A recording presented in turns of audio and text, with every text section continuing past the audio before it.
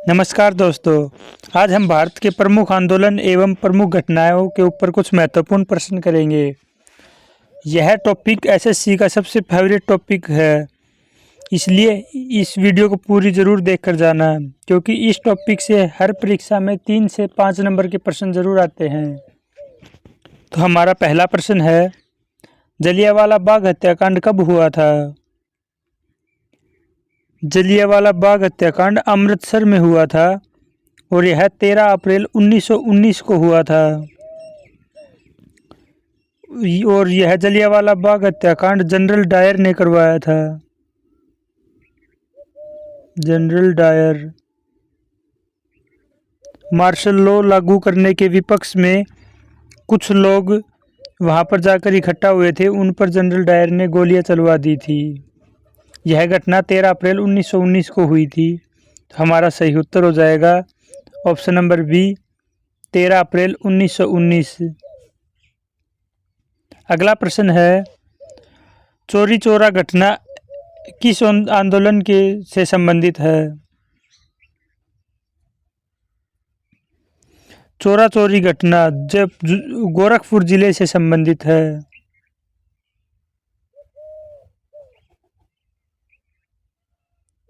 गोरखपुर जिले से संबंधित है और यह 4 फरवरी 1922 में हुई थी। 4 फरवरी 1922 में असहयोग आंदोलन के समय हुई थी। उस समय 22 कार्यकर्ता और उस समय असहयोग आंदोलन में भाग लेने वाले किसानों की भीड़ ने पुलिस पर हमला किया और पुलिस स्टेशन को आग के हवाले कर दिया था। तो इस घटना में 22 कार्यकर्ता और 3 नागरिक मारे गए थे, इसलिए यह घटना असहयोग आंदोलन से संबंधित है। तो हमारा सही उत्तर हो जाएगा भीड़ द्वारा एक पुलिस चौकी को जलाना। अगला प्रश्न है, 1885 में इंडियन नेशनल कांग्रेस की स्थापना किसके द्वारा की गई थी? इंडियन नेशनल कांग्रेस की स्थापना 22 दिसंबर 1885 को हुई थी। 28 दिसंबर 1885 को हुई थी और इसकी शुरुआत ब्रिटिश सिविल सेवक एलन ऑक्टेवियन ह्यूम के द्वारा भारतीय नेताओं के साथ मिलकर की थी। इसकी स्थापना A.O. ह्यूम ने की थी। तो हमारा सही उत्तर हो जाएगा option number B, A.O. Hume. अगला प्रश्न है, स्वतंत्रता मेरा जन्मसिद्ध अधिकार है और मैं इसे लेकर रहूंगा, यह किसका कथन है? स्वतंत्रता मेरा जन्मसिद्ध अधिकार है और मैं इसे लेकर रहूंगा, यह बाल गंगाधर तिलक का नारा था। स्वराज्य शब्द सबसे पहले बाल गंगाधर तिलक ने ही पढ़ा था और बाल गंगाधर तिलक को लोकमान्य तिलक के नाम से भी जाना जाता है। तो हमारा सही उत्तर हो जाएगा ऑप्शन नंबर सी, बाल गंगाधर तिलक। अगला प्रश्न है, कांग्रेस द्वारा पूर्ण स्वाधीनता का प्रस्ताव कब पारित किया गया?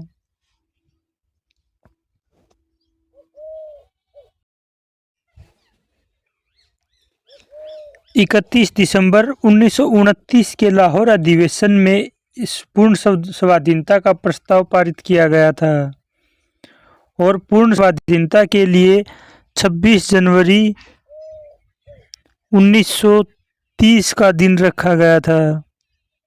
पूर्ण स्वाधीनता दिवस मनाने के लिए।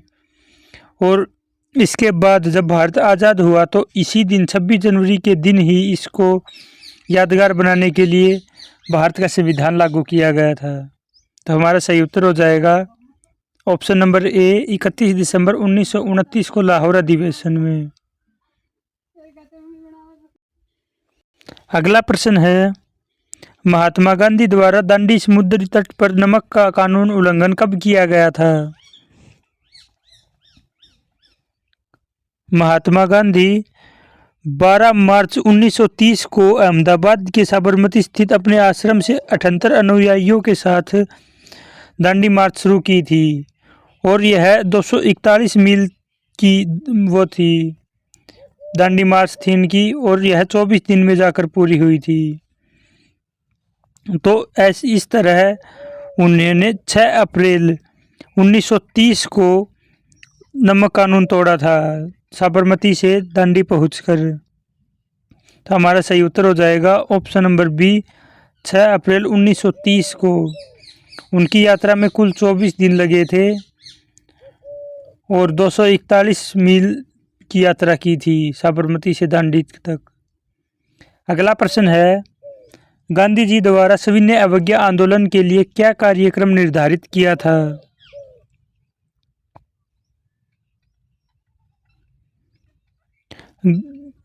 गांधी जी ने गांव-गांव को नमक बनाने के लिए निकल पड़ना चाहिए, यह कहा था।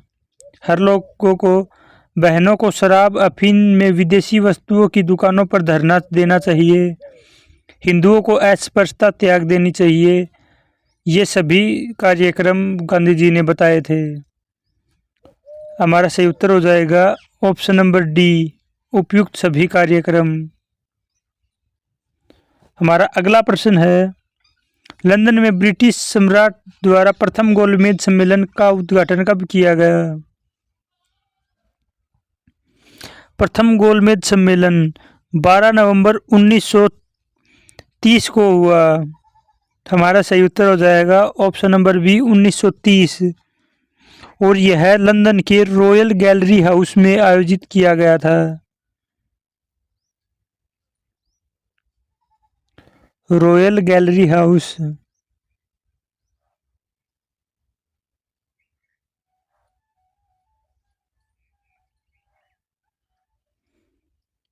हमारा अगला प्रश्न है, गांधी इरविन समझौता कब हुआ था? गांधी इरविन समझौता 5 मार्च 1931 को हुआ था और यह सम्मेलन महात्मा गांधी और तत्कालीन वायसराय लॉर्ड इरविन के बीच एक राजनीतिक समझौता था और इसे दिल्ली पैक्ट भी कहा जाता है। तो हमारा सही उत्तर हो जाएगा ऑप्शन नंबर ए, 5 मार्च 1931। अगला प्रश्न है, मुझ पर किया गया लाठी का एक एक प्रहार ब्रिटिश साम्राज्य के कफन में कील बनकर रहेगा, ऐसा किसने कहा था? तो हमारा सही उत्तर है लाला लाजपत राय ने कहा था। 1928 में जब साइमन कमीशन लाहौर पहुंचा था तो उन्होंने विरोध में नेतृत्व करते हुए साइमन कमीशन वापस जाओ के नारे लगाए थे। इस दौरान उन्होंने लाठीचार्ज किया और लाला लाजपत राय की वहीं पर मृत्यु हो गई थी। तो हमारा सही उत्तर हो जाएगा option number A, Lala Lajpat Rai. अगला प्रश्न है, निम्नलिखित में से कौन सा समाचार पत्र भारतीय राष्ट्रीय आंदोलन के दौरान लोकमान्य तिलक द्वारा लिखा गया था? लोकमान्य तिलक बाल गंगाधर तिलक को ही कहा जाता है, यह उनका ही दूसरा नाम है और उन्होंने केसरी नामक समाचार पत्र की लिखा था। तो हमारा सही उत्तर हो जाएगा ऑप्शन नंबर सी, केसरी। अगला प्रश्न है, चंपारण के किसानों का नेतृत्व करने के लिए गांधी जी को किसने आमंत्रित किया था? चंपारण का आंदोलन मूल रूप से नील की खेती करने वाले किसानों के शोषण के खिलाफ था और इसके लिए किसान नेता राजकुमार शुक्ला ने महात्मा गांधी को आमंत्रित किया था। तो हमारा सही उत्तर हो जाएगा option number B, Rajkumar Shukla.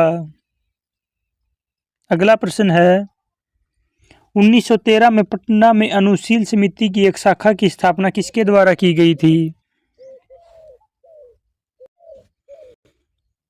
इसकी स्थापना सचिंद्रनाथ सान्याल के द्वारा की गई थी। सचिंद्रनाथ सान्याल को भारत के क्रांतिकारी आंदोलन का सबसे वरिष्ठ नेता माना जाता था और इस संगठन का नेतृत्व बंकिम चंद्र मिश्रा ने किया था। तो हमारा सही उत्तर हो जाएगा ऑप्शन नंबर बी, सी, सचिंद्रनाथ सान्याल। अगला प्रश्न है, सुभाष चंद्र बोस के राजनीतिक गुरु कौन थे? सुभाष चंद्र बोस के राजनीतिक गुरु चित्तरंजन दास थे।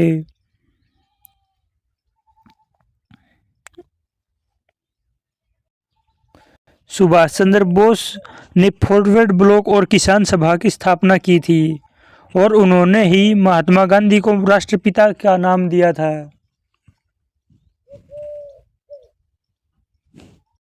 उनकी आत्मकथा का नाम है द इंडियन स्ट्रगल।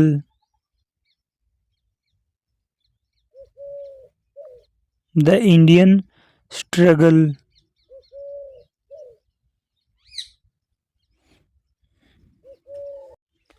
अगला प्रश्न है, क्रांतिकारी की एक गुप्त संस्था अभिनव भारत की स्थापना किसके द्वारा की गई थी? अभिनव भारत सोसाइटी की स्थापना बीडी सावरकर और उनके भाई गणेश सावरकर ने 1904 में नासिक में की थी और इसका पुराना नाम मित्र मेला था।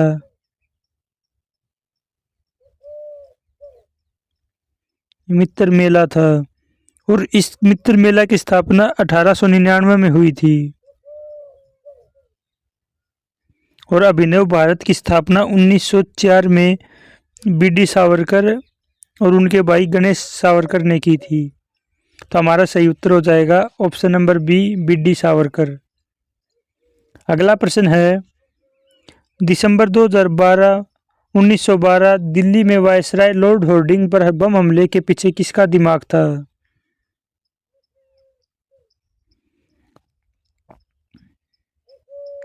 तो लॉर्ड हॉर्डिंग पर बम हमले के पीछे 1912 ईस्वी में रास बिहारी बोस का हाथ था। इस घटना में पकड़े गए क्रांतिकारियों पर दिल्ली षड्यंत्र केस नाम से मुकदमा चलाया गया, जिसके कारण इस घटना का नाम दिल्ली षड्यंत्र केस पड़ा। इस षड्यंत्र के तहत रास बिहारी बोस, वसंत कुमार विश्वास एवं अमीर चंद दोषी पाए गए और उनको फांसी की सजा सुनाई गई। तो हमारा सही उत्तर हो जाएगा, लॉर्ड हॉर्डिंग पर बम हमले के पीछे रास बिहारी बोस का दिमाग था। अगला प्रश्न है, निम्नलिखित में से किसने 1924 में वाईकोम सत्याग्रह का नेतृत्व किया था? तो वाईकोम सत्याग्रह का नेतृत्व केपी केशव मेनन ने किया था। उनकी मांग अछूतों को मंदिर में प्रवेश देने की अनुमति देने की थी। महात्मा गांधी ने भी इस आंदोलन का समर्थन किया था और यह आंदोलन 1924 में केरल में हुआ था। केरल के वाईकोम में हुआ था। तो हमारा सही उत्तर हो जाएगा, वाईकोम सत्याग्रह का नेतृत्व केपी केशव मेनन ने किया था। अगला प्रश्न है, निम्नलिखित में से किसने खिलाफत आंदोलन का नेतृत्व किया था? खिलाफत आंदोलन का नेतृत्व अली ब्रदर्स ने किया था। खिलाफत आंदोलन 1919 में अली बंधुओं मौलाना मोहम्मद अली और मौलाना शौक अली के नेतृत्व में शुरू किया गया था। 1920 के दशक के मध्य तक खिलाफत नेताओं ने गांधी के असहयोग आंदोलन से हाथ मिला लिया। तो हमारा सही उत्तर हो जाएगा, खिलाफत आंदोलन का नेतृत्व अली ब्रदर्स ने किया था। अगला प्रश्न है, निम्नलिखित में से कौन अलीपुर बम कांड में शामिल था? अलीपुर बम कांड 1908 में हुआ था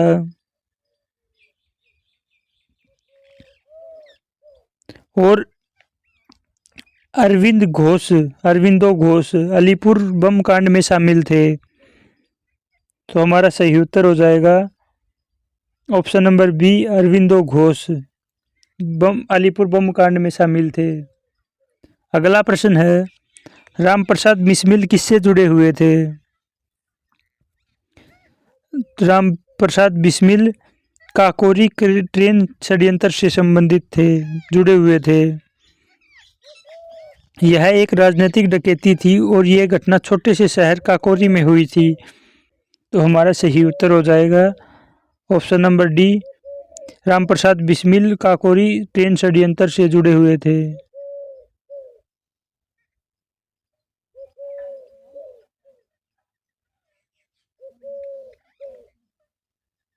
अगला प्रश्न है, कांग्रेस के उदारवादी व उग्रवादी नेताओं ने वास्तविक रूप से विभाजन किस वर्ष अधिवेशन में हुआ?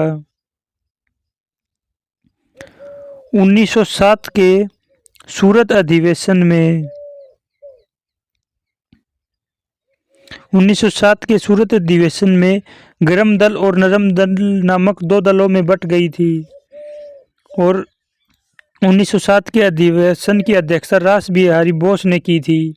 तो हमारा सही उत्तर हो जाएगा ऑप्शन नंबर बी, सूरत अधिवेशन में कांग्रेस उदारवादी और उग्रवादी नेताओं के वास्तविक रूप में विभाजित हो गई थी। अगला प्रश्न है, निम्न में से किसी एक को लाला लाजपत राय अपना राजनीतिक गुरु मानते थे? लाला लाजपत राय इटली का क्रांतिकारी मैगजीन के जीवनवृत्त को पढ़ने के बाद उन्हें अपना राजनीतिक गुरु मानते थे।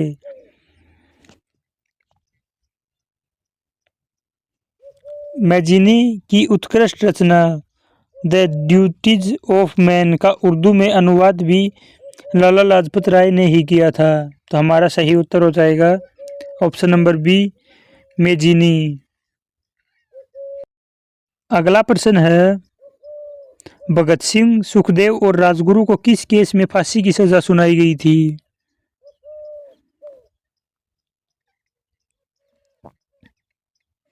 भगत सिंह, सुखदेव और राजगुरु को लाहौर षड्यंत्र केस में फांसी की सजा सुनाई गई थी,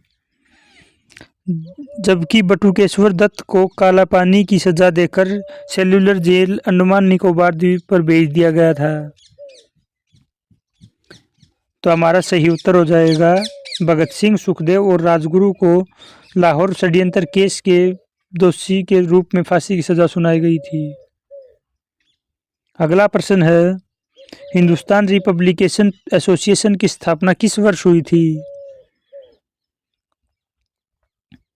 हिंदुस्तान रिपब्लिकेशन एसोसिएशन की स्थापना 1924 में कानपुर में हुई थी और यह एक क्रांतिकारी दल था जिसमें सचिंद्र नाथ सान्याल, योगेश चटर्जी, रामप्रसाद बिस्मिल जैसे पुराने क्रांतिकारियों के द्वारा बनाया गया था और भगत सिंह, चंद्रशेखर आजाद, सुखदेव, भगवती चरण आदि युवा क्रांतिकारी भी इसके सदस्य रहे थे। तो हमारा सही उत्तर हो जाएगा ऑप्शन नंबर बी, 1924 में हुई थी।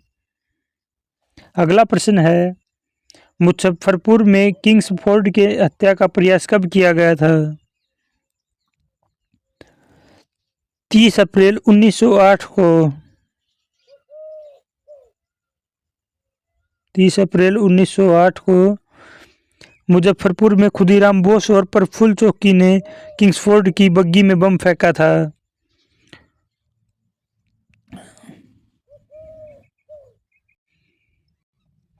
लेकिन किंग्सफोर्ड इस बग्गी में नहीं था और पुलिस से घिरा देख खुदीराम बोस के साथी प्रफुल्ल कुमार चाकी ने खुद को गोली मारकर शहादत दे दी, जबकि खुदीराम बोस पकड़े गए और उन्हें फांसी की सजा सुनाई गई थी।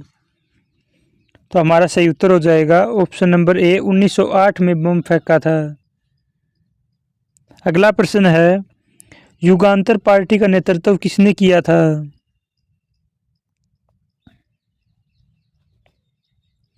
जतिंद्रनाथ मुखर्जी ने ब्रिटिश शासन के खिलाफ युगांतर पार्टी का नेतृत्व किया था। तो हमारा सही उत्तर हो जाएगा option number A, Jitendranath Mukherjee. अगला प्रश्न है, भारतीय स्वतंत्रता के समय भारतीय राष्ट्रीय कांग्रेस के अध्यक्ष कौन थे? भारत की स्वतंत्रता के समय भारतीय राष्ट्रीय कांग्रेस के अध्यक्ष जेबी कृपलानी थे।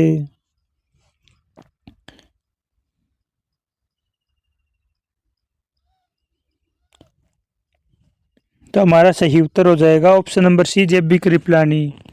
अगला प्रश्न है, निम्नलिखित में से किसने गाड़ी पर यह मानकर बम फेंका था कि उसमें मुजफ्फरपुर के न्यायाधीश किंग्सफोर्ड बैठे थे? यह प्रश्न हमने अभी अभी किया था और इसका सही उत्तर हो जाएगा खुदीराम बोस और प्रफुल्ल चाकी ने किंग्सफोर्ड की हत्या के प्रयास में बम फेंका था, लेकिन वह उस गाड़ी में नहीं था। और उसके बाद खुदीराम बोस को पकड़ लिया गया और उन्हें फांसी की सज़ा सुनाई गई और प्रफुल्ल चाकी ने स्वयं अपने आप को गोली मारकर शहादत दे दी थी। हमारा अगला प्रश्न है, स्वदेशी आंदोलन के प्रारंभ का तात्कालिक कारण क्या था?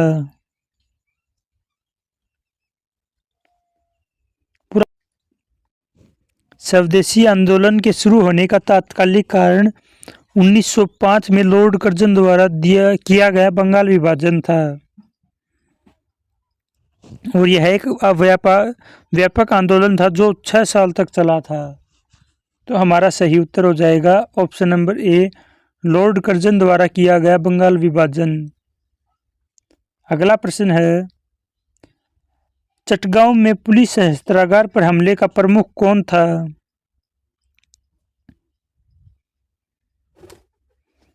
सूर्यसेन। हमारा सही उत्तर हो जाएगा सूर्यसेन। सूर्यसेन भारत के स्वतंत्रता संग्राम के महान क्रांतिकारी में से एक थे।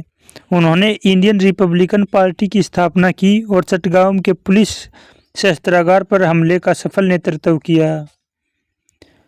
चटगांव शस्त्रागार छापा 18 अप्रैल 1930 को हुआ था।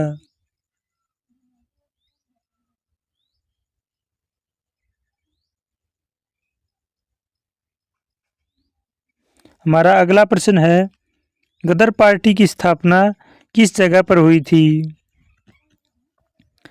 गदर पार्टी की स्थापना अमेरिका के सैन फ्रांसिस्को में हुई थी, 1913 में हुई थी और इसके संस्थापक लाला हरदयाल थे। और हमारा सही उत्तर हो जाएगा ऑप्शन नंबर ए, अमेरिका के सैन फ्रांसिस्को में। अगला प्रश्न है, निम्नलिखित में से किसने लंदन में कर्जन की हत्या की थी? मदनलाल ढींगरा ने लंदन में कर्जन की हत्या की थी। मदनलाल ढींगरा भारतीय स्वतंत्रता संग्राम के अप्रतिम क्रांतिकारी थे।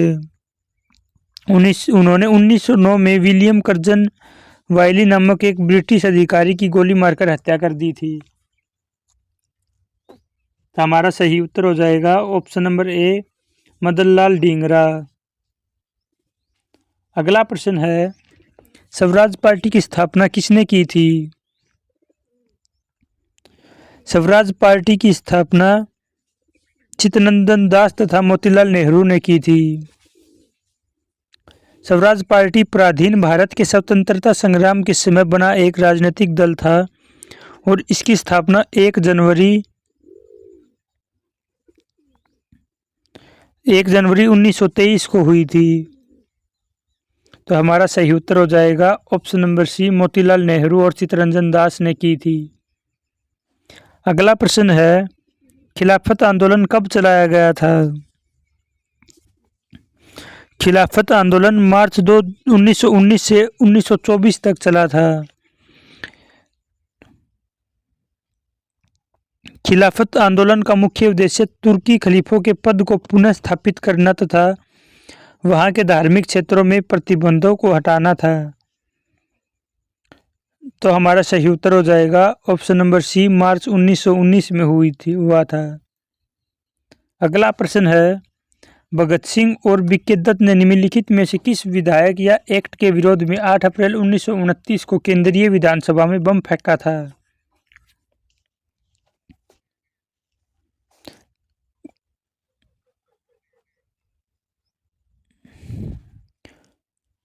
तो हमारा सही उत्तर हो जाएगा ऑप्शन नंबर बी, जन सुरक्षा विधेयक के विरोध में 8 अप्रैल 1929 को केंद्रीय विधानसभा में बम फेंका था। हमारा अगला प्रश्न है, निम्नलिखित में से किसने भारतीय राष्ट्रीय कांग्रेस को भीख मांगने वाली संस्था कहा था?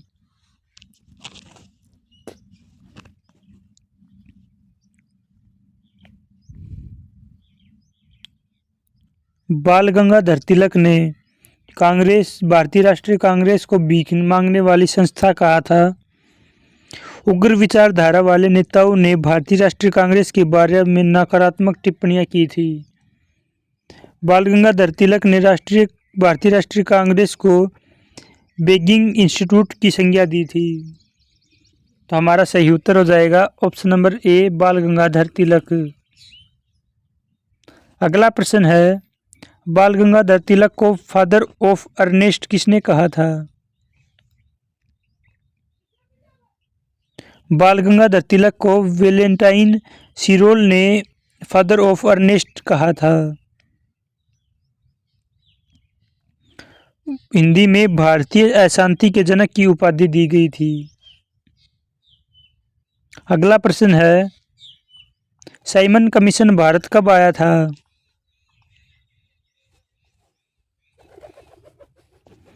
साइमन कमीशन फरवरी मार्च 1928 में भारत आया था, जबकि वह दूसरी बार अक्टूबर 1928 में भारत आया था। साइमन कमीशन ने मई 1930 में अपनी रिपोर्ट प्रस्तुत की थी।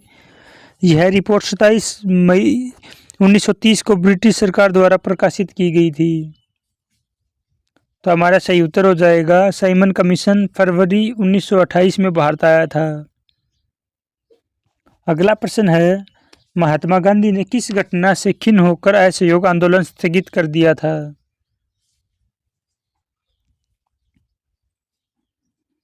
महात्मा गांधी ने चोरा चोरी घटना से खिन्न होकर असहयोग आंदोलन स्थगित कर दिया था। इस घटना में असहयोग आंदोलन का समर्थन कर रहे किसानों ने एक पुलिस चौकी को जला दिया था। तो हमारा सही उत्तर हो जाएगा ऑप्शन नंबर डी, चोरा चोरी कांड के कारण। अगला प्रश्न है, असहयोग आंदोलन के प्रस्ताव के अनुसार आंदोलन का कार्यक्रम क्या था?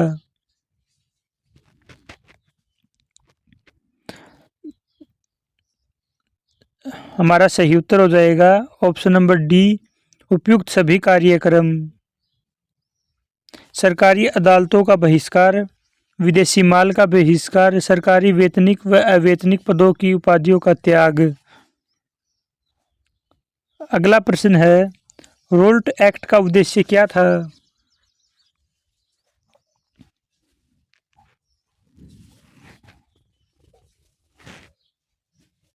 सही उत्तर है ऑप्शन नंबर सी, इसके द्वारा सरकार बिना मुकदमा दायर किए किसी व्यक्ति को बंदी बना सकती थी। अगला प्रश्न है, भारत में होम रूल आंदोलन का नेतृत्व किसने किया था? भारत में होम रूल आंदोलन का नेतृत्व श्रीमती एनी बेसेंट व लोकमान्य तिलक द्वारा किया गया था। एनी बेसेंट भारतीय राष्ट्रीय कांग्रेस की पहली महिला अध्यक्ष भी रही हैं और एनी बेसेंट ने सितंबर 1916 में मद्रास में होम रूल लीग की शुरुआत की थी। अगला प्रश्न है, पूना समझौते की प्रमुख व्यवस्था क्या थी? सही उत्तर है ऑप्शन नंबर डी, उपयुक्त सभी प्रावधान। सामान्य निर्वाचन क्षेत्र में दलित वर्गों के लिए कुछ निश्चित संख्या में स्थान सुरक्षित किए गए।